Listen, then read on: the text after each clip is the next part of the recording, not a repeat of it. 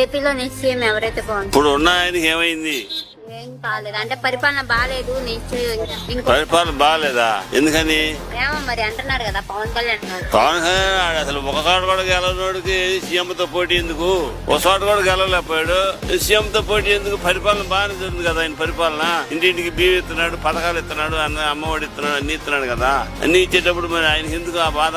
ఆయనకి రాష్ట్రపతి కదా, తెలంగాణ వాడు కదా. అసలు పవన్ కళ్యాణ్కి ఏం సంబంధం? పవన్ కళ్యాణ్కి ఏమైనా పార్టీ ఉందా, గుర్తింపు ఉందా, ఓటు హక్కు ఉందా? అసలు ఏముందని పవన్ కళ్యాణ్ పద్దా సీఎం అంటాడు, ఆడేవుడు ఈడేవుడు అంటాడు. మరి ఈడేవుడు అసలు 4 సంవత్సరాల నుంచి సీఎం చేస్తున్నాడు కదా. కళ్యాణ్ మోనియా ఆడు కాక ఎవడవుతాడు? పథకాలు ఇచ్చేవాడే సీఎం అవుతాడు. ఇప్పుడు అమ్మా నాన్నకి అన్నం పెట్టేవాడే కొడుకు చూసుకుంటాడు. కానీ బిడ్డలా చూసుకుంటున్నారే మన ఆంధ్ర. ఆడు మధ్యలో వాడు వచ్చి వాడు ఎవడు సీఎం అంటే ఎవడు ఊరుకుంటాడు? ఎంబడబడి కొడతారు ఈసారి. నెక్స్ట్ సీఎం జగనే. 100కి 100 పాళ్ళు ఆడే సీఎం అవుతాడు జగనే. అంతే. మంచి పథకాలు చేసేవాడు కాదండి. ఎవరు ఊరుకుంటారు? అమ్మ చెప్పండి, మీరు ఊరుకోండి. మీకు పథకాలు ఇచ్చేవాడు కావాలా? మీకు ఏమి లేకుండా